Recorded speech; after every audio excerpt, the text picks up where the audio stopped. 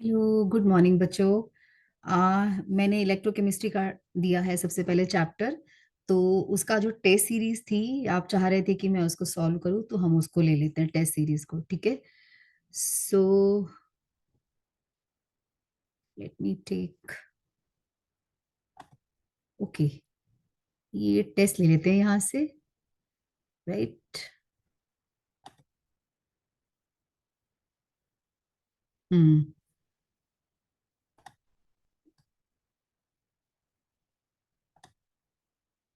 Yes, इसका first question है।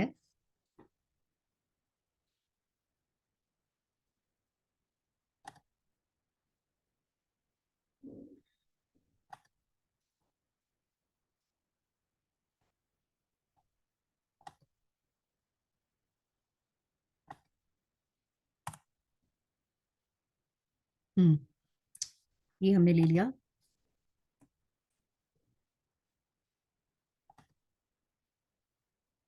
हमारा फर्स्ट क्वेश्चन है, 1 मिनट।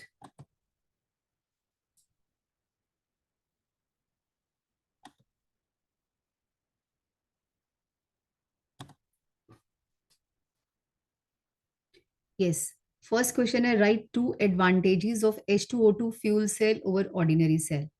आपको पता है H2O2 फ्यूल सेल में होता क्या है? हाइड्रोजन और ऑक्सीजन यूज होती है एनोड के थोड़ पे। This is the fuel cell in which the heat of combustion is converted to electrical energy. तो सबसे बड़ी बात है, इसकी एफिशिएंसी बहुत ज्यादा होती है, 70%, जो किसी भी मुझे लगता है प्रोजेक्ट की नहीं होती है। और दूसरी बात है, H2O2 फ्यूल सेल में कोई पोल्यूशन प्रॉब्लम नहीं होती। बाय प्रोडक्ट केवल वाटर बनता है, और वो भी एस्ट्रोनॉट्स के ड्रिंकिंग पर्पस के लिए यूज हो जाता है। ठीक है, सो ये दो एडवांटेजेस हैं कि एक तो पोल्यूशन फ्री है, दूसरा इसकी एफिशिएंसी बहुत ज्यादा होती है। नेक्स्ट है the molar conductivity for solution of electrolyte. ये तो एज सच डेफिनेशन लिखनी है। It is defined as the conductance of all the ions produced by 1 mole of an electrolyte dissolved in VCC of solution taken in a cell having length 1 centimeter and area of cross section should be such that the whole of the solution may come into it. Right? इसके साथ कभी कभी आ जाता है limiting molar conductivity. सारी definition लिख के तो आपने लिखना है एट इनफाइनाइट डिल्यूशन। नेक्स्ट है, why conductivity of CH3COH decreases on dilution. इसकी कंडक्टिविटी डाइल्यूशन के साथ डिक्रीज होती है। ये वीक इलेक्ट्रोलाइट है आपका। ठीक है, कंडक्टिविटी कापा को बोलते हैं। जो कापा होता है ना, वो नंबर ऑफ आयोन्स पर सीसी पे डिपेंड करता है, पूरे आयोन्स पे नहीं। अब कंडक्टिविटी किसी भी सॉल्यूशन की हो, या तो CH3COH लिखा हुआ है, कोई भी हो, उसकी डिक्रीज ही होगी। इसका आंसर है बिकॉज नंबर ऑफ आयोन्स पर सीसी डिक्रीजेस। फोर्थ क्वेश्चन है, on the basis of E not values O2 gas should be liberated at anode but Cl2 gas which is liberated in the electrolysis of aqueous NaCl। आपको पता है aqueous NaCl में जो anion होते हैं वो दो होते हैं। एक तो वाटर से आएगा एक्वस में OH नेगेटिव, और एक Cl नेगेटिव। दोनों जाते हैं एनोड के पास, और दोनों बोलते हैं भैया हमारी ऑक्सीडेशन कर दो। तो वो सेल जो रॉड होती है आपकी एनोड, वो बोलती है अच्छा दोनों की जिसकी भी पोटेंशियल ज्यादा होगी ना, ऑक्सीडेशन पोटेंशियल, वो मुझे इलेक्ट्रॉन दे सकता है, लॉस कर सकता है इलेक्ट्रॉन के। तो वो एच कहता है मेरी ज्यादा है। तो इलेक्ट्रॉन कहते हैं आजा फिर। तो कहता है थोड़ी सी वोल्टेज बढ़ा दो, मुझे ओवर वोल्टेज चाहिए। अब ओवर वोल्टेज कौन देगा भैया? सो ओवर वोल्टेज की वजह से Cl नेगेटिव उसको धक्का मार है, चलो तेरे को ओवर वोल्टेज नहीं मिलेगी, तो वो खुद अपनी ऑक्सीडेशन कर देता है। चलो ये तो होगी समझाने वाली बात। लिखेंगे क्या हम लोग? हम लिखेंगे इसमें ये, because of the over voltage required by OH negative to shift its electron to anode, so which is not provided, and Cl negative will show is oxidation. ठीक है, तो O2 गैस की जगह क्लोरीन लिबरेट हो जाएगी, जबकि जाना OH negative को चाहिए था। तो Y का आंसर है because of the over voltage required by OH negative to shift its electron to anode. Next, state Kohlrausch law of independent migration of ions. देखो, जब भी कोई ऐसी डेफिनेशन आती है ना, तो आपने करना क्या है? आपने करना है सीधा, आप पहले तो वो लिख दो इसका जो फॉर्मूला होता है ना। आप फॉर्मूला लिख दो, उसी को एक्सप्लेन करेंगे। ये देखो, ये कॉलरोश लॉ है, limiting molar conductivity of any electrolyte, let us take, हम ले लेते हैं, चलो हम ले लेते हैं NaOH की, सिंपल हो जाएगा, या फिर CaCl2 की ले लेते हैं, क्योंकि दो आयोन्स है ना उसमें थोड़ा सा। ये देखो CaCl2 की ली हमने, तो ये जो मोलर कंडक्टिविटी है CaCl2 की किसके इक्वल होती है, ये आयोनिक कंडक्टिविटी का सिंबल है, वो बड़े वाला लैम्डा है मम्मी, ये इसका बीटा है, आयोन का लैम्डा होता है मोलर कंडक्टिविटी कैल्शियम की, plus limiting molar conductivity of Cl negative, और इसको 2 से मल्टीप्लाई कर देंगे। क्यों करेंगे, क्योंकि कैल्शियम क्लोराइड में क्लोरीन की संख्या 2 होती है। बस इसको इंग्लिश में ट्रांसलेट कर दो, इसी को बोलते हैं limiting molar conductivity, I mean sorry, Kohlrausch law. तो limiting molar conductivity of any electrolyte is equal to sum of the limiting molar conductivity of its ions multiplied by the number of ions in one molecule। ठीक है, इसी को English में translate करना है, तो सबसे पहले यही लिख देना फॉर एग्जाम्पल, फिर स्टार्ट कर देना। नेक्स्ट है what is mercury cell. Mercury cell होती है हमारी प्राइमरी सेल, इसको रिचार्ज नहीं कर सकते, रिस्ट वॉचेस में होती है, हियरिंग एड्स में यूज होती है, और कैलकुलेटर में यूज होती है। वाई, बिकॉज इसकी potential through out life same रहती है। वाई, बिकॉज जो इलेक्ट्रोलिटिक कंसेंट्रेशन है इलेक्ट्रोलाइट की, वो with the passage of time change नहीं होती है। ठीक है, नेक्स्ट है हमारा गिव द इलेक्ट्रोड रिएक्शंस। अब इलेक्ट्रोड रिएक्शंस क्या होंगी, मैं यही लिख देती हूं। ये देखो हमारा जो वेट, हमारा जो कैथोड है,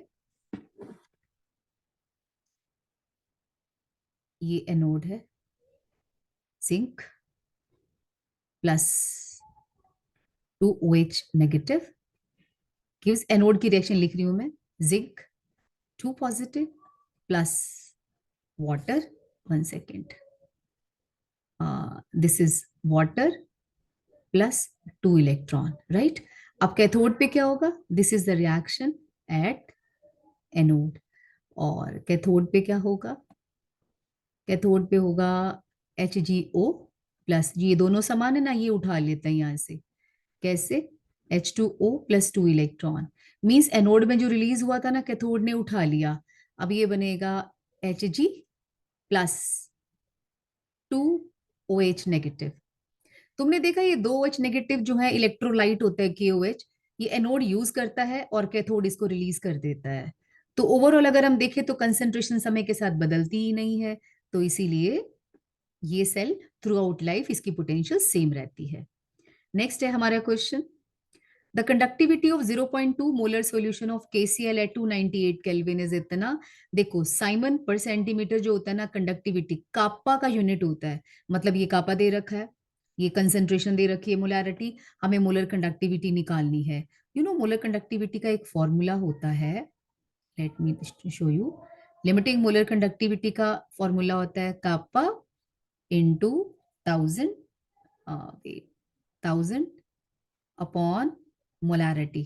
तो कापा कितना है, कापा की जगह पे आप लिख देंगे ये कापा है हमारा, ठीक है, ये हमारा कापा है 0.0248, और 1000 फ्री का हो गया, ये रहा, और m क्या है, ये हमारी कंसेंट्रेशन है, आप ये लिख देना नीचे। सबसे इंपॉर्टेंट इसका यूनिट होता है, क्या होता है, साइमन या पर ओम, सेंटीमीटर स्क्वायर पर मोल। यूनिट बहुत इंपॉर्टेंट है भाई, हाफ मार्क कट जाएगा, लिख लेना।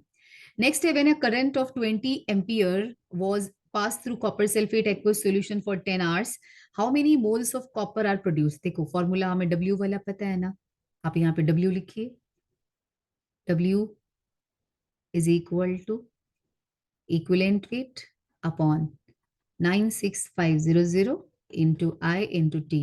I must be taken in ampere, T must be taken in seconds.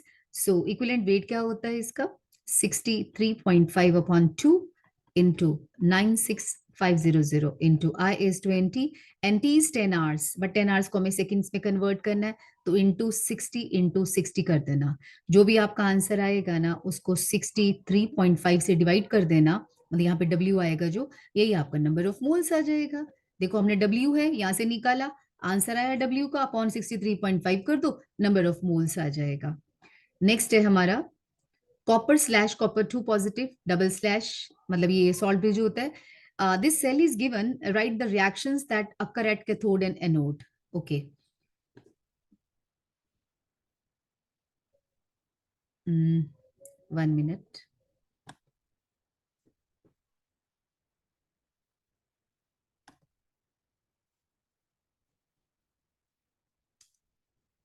Okay.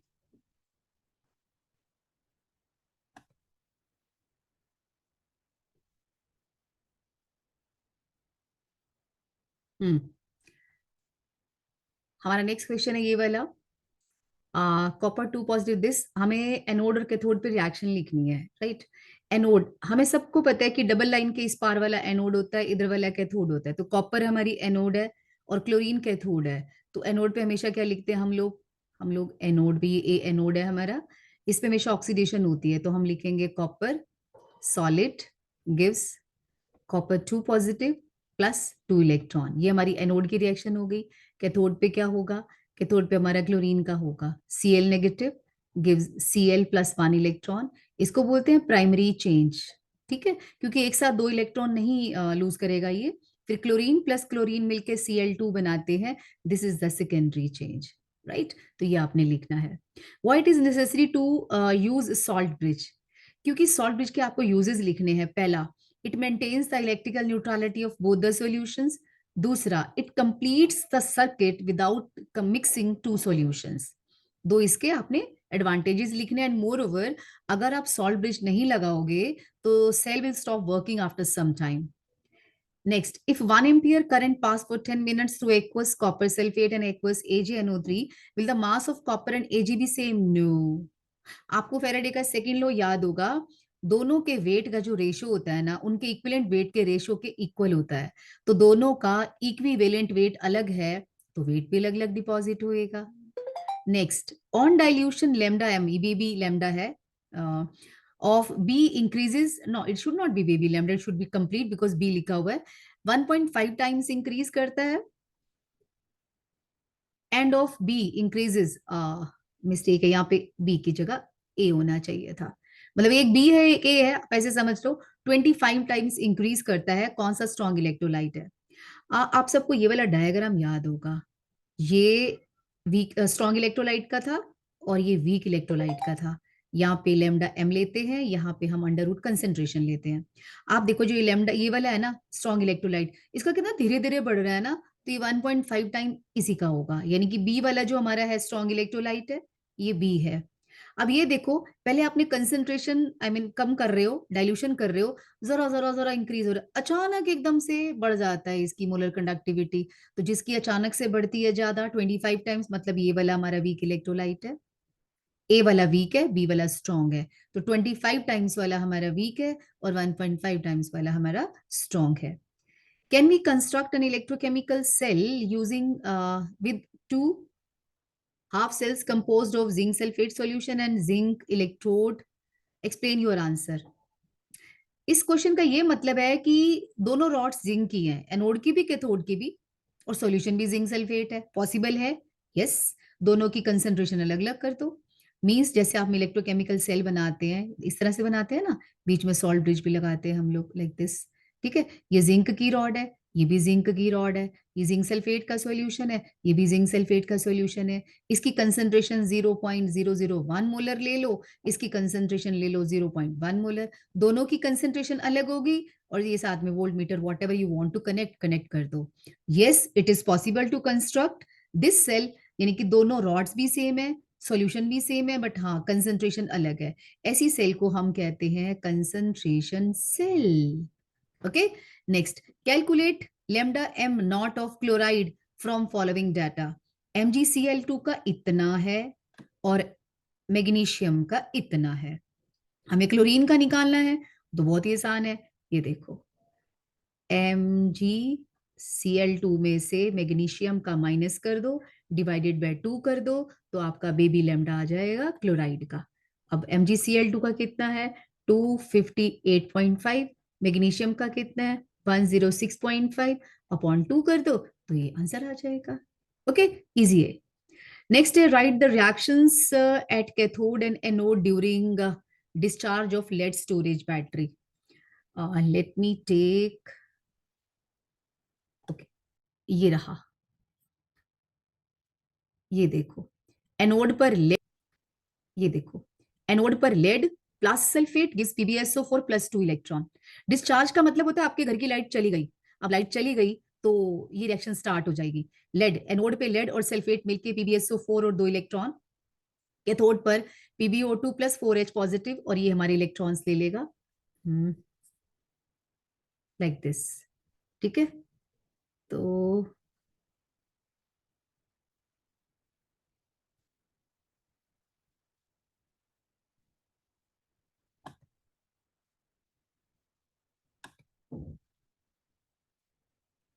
Fine, हमारा पेज आ गया वापस से।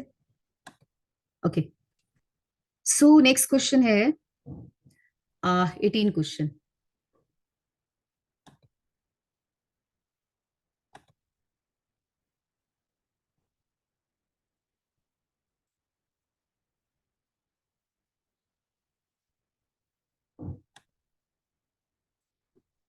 Hmm.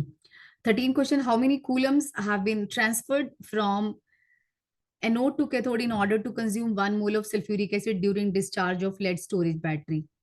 देखो मैंने तुम्हें अभी अभी करवाया था, एक मिनट इसको जरा इरेज कर लेते हैं हम लोग।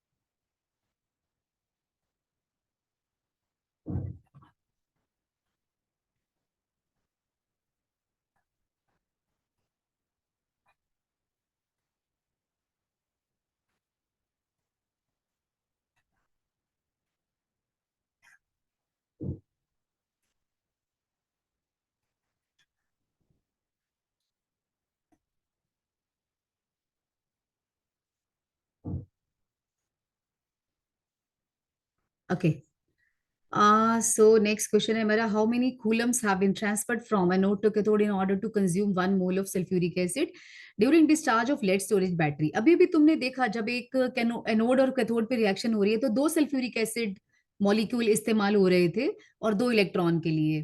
ठीक है, तो 1 मोल ऑफ सल्फ्यूरिक एसिड कितने मोल यूज करेगा? 1 मोल ऑफ इलेक्ट्रॉन।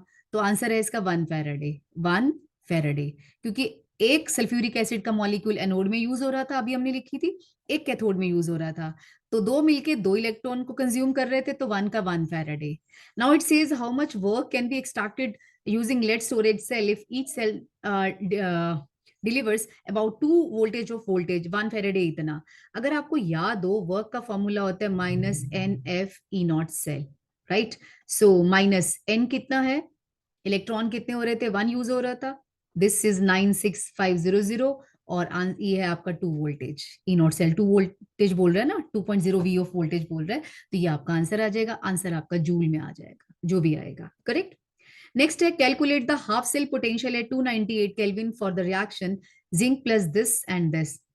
साफ पता चल रहा है ये हाफ सेल की रिएक्शन है।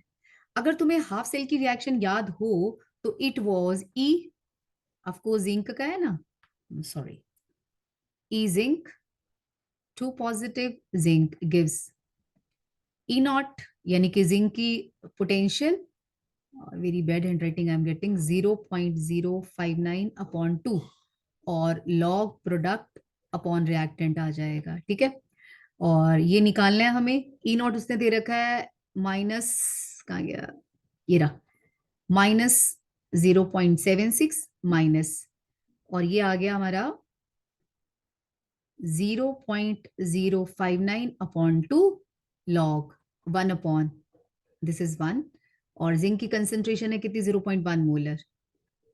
जो बुक में है ना उसमें 95% दे रखा है, बट यहाँ पे प्योर, दिस इज गिवन। अच्छा, ये बस इसको सॉल्व कर लो, बहुत इजी है। -0.076 माइनस 0. अगर हम इसको सॉल्व करते 0.029 आ जाएगा, 2 से काट दिया मैंने ऐसे करके, ये कट गया, और लॉग ये हो जाएगा log 10, log 10 होता है 1। लो, आंसर आ गया, इसमें से ये माइनस कर दो, you will get the answer. ठीक है, अब चलते हैं नेक्स्ट क्वेश्चन नंबर।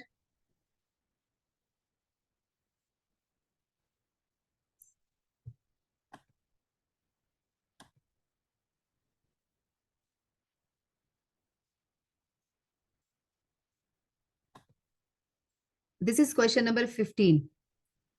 ये आपको पता है स्ट्रॉन्ग इलेक्ट्रोलाइट है, ये वीक इलेक्ट्रोलाइट है. This is the under root of concentration and this is lambda m. This is the graph for effect of dilution on the molar conductivity of electrolytes. What type of electrolyte are A and B? B is the strong electrolyte, A is the weak electrolyte. अब हमें कहते हैं explain करो their conductivities. देखो, जो strong electrolyte है with dilution is its molar conductivity increases because the mobility of ions increases. In case of a, ये weak electrolyte है, जब आप इसकी डाइल्यूशन करते हो तो इसमें मोबिलिटी तो बढ़ती है बट साथ में डिग्री ऑफ डिसोसिएशन भी इंक्रीज होता है.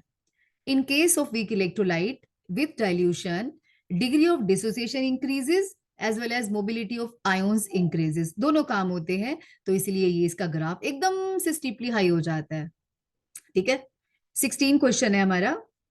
कैलकुलेट द ईएमएफ ऑफ, पहले हम इरेजर ले लेते हैं, यहां से इसको इरेज कर देते हैं जो हमने लिखा है. करेक्ट.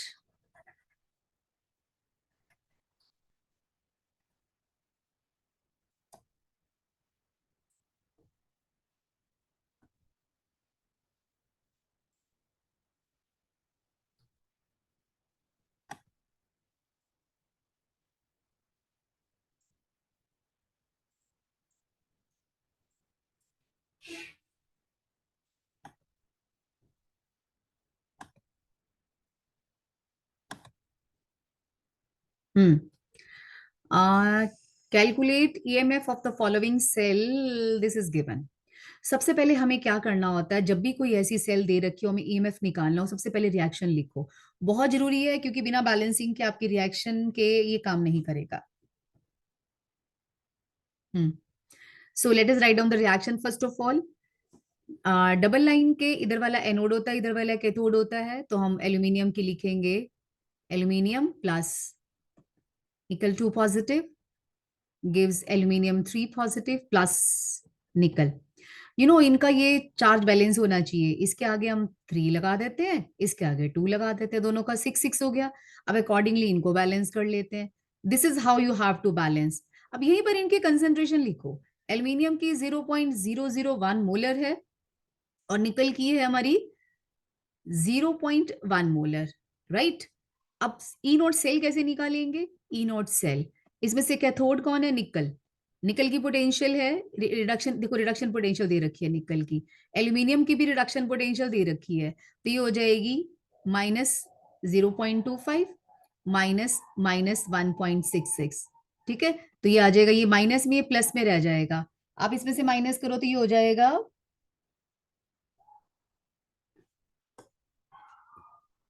-1.41. 1.41. अब हम फॉर्मूला लिखेंगे. E cell equal to E nought cell minus 0.059 upon n log product upon reactant concentration. ठीक है, so E nought cell we have calculated 1.41 minus and the number of electrons transferred are, आप किसी को भी multiply कर लो. 3 6 है ना, ये देखो 6 आ रहा है, या इसको कर लो या इसको, ये 6 और 0 में 6 का फर्क है, तो अपॉन 6 आ जाएगा. लॉग प्रोडक्ट हमारा है, इधर देखो, दिस इज 0.001. 0.001, इसकी जो पावर है दैट इज 2. आगे 2 लिखा हुआ है ना, तो स्क्वायर हो जाएगा. नीचे आ जाएगा रिएक्टेंट 0.1 की पावर 2, सॉरी 3 आएगा ना यहाँ पे, यहाँ 3. Y so? बिकॉज निकल के आगे देखो 3 लिखा हुआ है. जो स्टोइचियोमेट्रिक कोफिशिएंट होता है that will become the power. इसको हम सॉल्व कर लेंगे. 1.4 this minus, it will remain the same. Log, अगर हम लॉग को सॉल्व करें, ऊपर आएगा 10 की पावर -6. ये देखो 3 है ना, 3 का स्क्वायर 6 हो जाएगा. ये 1/10 है, 3 तो 10 की पावर -3. इसको ऊपर भेज दो, +3 तो 10 की पावर -3. आपको पता है इसका आंसर आ जाएगा -3. तो ये हो जाएगा 1.41 minus 0.059 upon 6 into -3. Minus minus plus हो गया, ये 2 हो गया, ये आप हो जाएगा 0.029. तो ये आ जाएगा 1.41 प्लस 0.029. बस आपका आंसर आ जाएगा. ओके, सो नेक्स्ट चलते हैं. The molar conductivity of ammonium plus NaCl negative are इतनी इतनी रिस्पेक्टिवली. कंडक्टिविटी ऑफ इतने की इतनी है, I mean kappa is given here. Molar conductivity निकालनी है, डिग्री ऑफ डिसोसिएशन। अरे डिग्री ऑफ डिसोसिएशन का तो बड़ा सिंपल सा फॉर्मूला है, पहले हम अल्फा निकाल लेते हैं, ये अपने आप ही निकल आएगी। ऊपर हम लिखेंगे molar conductivity eight non concentration, नीचे इनफाइनाइट डाइल्यूशन वाली, ठीक है।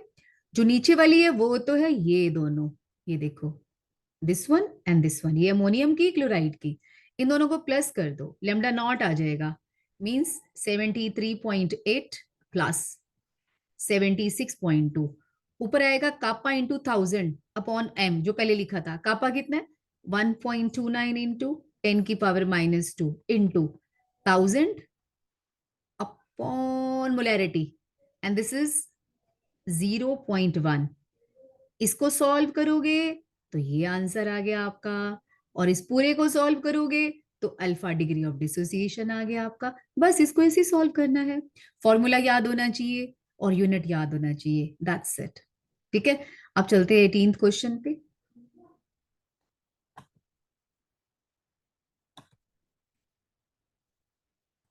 ओके, 18 क्वेश्चन को करने से पहले हम अपना इरेजर लेते हैं, वेट वेट वेट।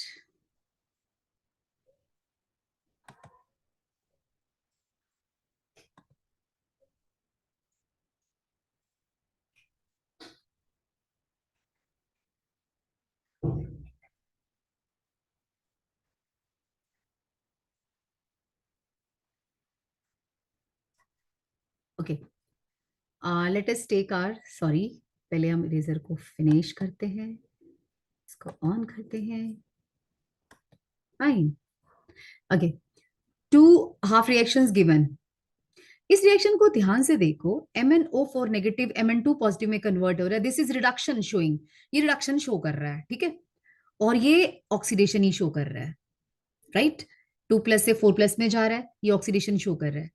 अगर हम, ये कौन है, ऑक्सीडेशन पोटेंशियल है ये, और ये कौन है, रिडक्शन पोटेंशियल। अगर मैं इसको रिडक्शन पोटेंशियल में कन्वर्ट करूं तो माइनस में आएगा, और हमने पढ़ रखा है जिसकी रिडक्शन पोटेंशियल नेगेटिव में होती है, दूसरे से मोर नेगेटिव होती, एक पॉजिटिव होगी एक नेगेटिव, तो दोनों में से पॉजिटिव रिडक्शन पोटेंशियल वाला कैथोड का काम करेगा और ये एनोड का काम करेगा। तो डिसाइड हो गया, उसने बोला construct an electrochemical cell redox reaction. चलो कर लेते हैं। इधर हमने लिखना है टिन स्लैश 2 पॉजिटिव से 4 पॉजिटिव में जा रहा है, double line indicates the presence of salt bridge, और दूसरा हमारा है रिडक्शन शो करेंगे उस पे हम MnO4 negative slash Mn2 positive. ये देखो हमारी सेल कंस्ट्रक्ट हो गई। ये कौन है, left hand side reduction oxidation,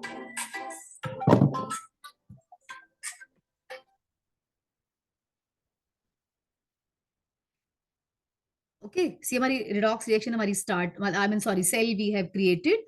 अब वो कहते हैं कि predict if the reaction favours the formation of reactant और प्रोडक्ट। भाई देखो, अगर मैं इसका इनोड सेल निकालू तो पॉजिटिव निकलेगा, कैसे, ये कैथोड है ये एनोड है, प्लस 1.5 माइनस माइनस 0.15 पॉजिटिव में आंसर आएगा। जब किसी का ई नॉट सेल या ई सेल पॉजिटिव होता है वो रिएक्शन स्पॉन्टेनियस होती है, अगर ये स्पॉन्टेनियस है तो प्रोडक्ट ज्यादा बनेगा, तो इसका आंसर है this reaction will favour the formation of products because this reaction is spontaneous. 19 question, why single electrode potential can not be determined, because either reduction or oxidation alone will never happen. An electrochemical cell acts as electrolytic cell comment. Yes. अगर हम एक electrochemical cell में external potential दे दें, मान लो एक electrochemical cell की potential है 1.1 volt, हम उसको एक्सटर्नल पोटेंशियल देते हैं 1.1 से ज्यादा, मैं 2 वोल्ट की पोटेंशियल दे देती हूँ तो रिवर्स हो जाएगी। Yes, it will be reversed अगर हम एक्सटर्नल पोटेंशियल इलेक्ट्रोकेमिकल सेल की जो मेन ई नोट सेल होती है उससे हम ज्यादा कर दें तो वो रिवर्स हो जाती है। Why does positive value of what does positive value of standard electrode potential indicate? अगर किसी की इलेक्ट्रोड पोटेंशियल पॉजिटिव है तो ये इंडिकेट होता है कि उस पर रिडक्शन हो रही थी in comparison to normal hydrogen electrode. कैसे, अगर हम इलेक्ट्रोकेमिकल सेल सीरीज को देखें, उसमें फ्लोरीन की वैल्यू माइनस है, और सॉरी फ्लोरीन की वैल्यू प्लस है और जिंक की माइनस है। जिंक की माइनस क्यों है, क्योंकि उस पर ऑक्सीडेशन होती है with respect to normal hydrogen electrode, और फ्लोरीन पे होती है रिडक्शन। ठीक है, नेक्स्ट है for a cell reaction involving two electron change, the standard EMF of cell is found to be इतने volt at 25 degree C, the equilibrium constant of the reaction is. अब के का फॉर्मूला क्या था, equilibrium constant के का, बड़ा ही आसान था। इधर देखो, आ E nought cell, E nought cell will be equal to 0.059 upon n into log K. कब? जब ई सेल जो होती है जीरो हो जाती है, मींस इक्विलिब्रियम पहुंच जाता है, के तभी तो एंट्री मारेगा, तभी तो इक्विलिब्रियम कांस्टेंट आएगा। और log k is equal to n into E nought cell upon 0.059। N दे रखा है टू, और ई नोट सेल दे रखा है 0.295, एंड अपॉन 0.059 कर दो, तो बस आपका आंसर आ गया। लॉग के, फिर उसके बाद एंटी लॉग निकाल लेना। जो भी आंसर आएगा ना, यहाँ के लिखना, उस आंसर के आगे लिखना एंटी लॉग, और के आंसर आ जाएगा। ठीक है, देखो कितनी आसानी से आपका आज ये हो गया। आज आपका टारगेट क्या था? इलेक्ट्रोकेमिस्ट्री का चैप्टर आपको प्रिपेयर करना था, एंड ये मेरे सीरीज का जो क्वेश्चंस थे आपके सामने डिस्कस कर दिए मैं, इसको देख लेना आप। ठीक है, ओके बच्चों, सो लेट अस,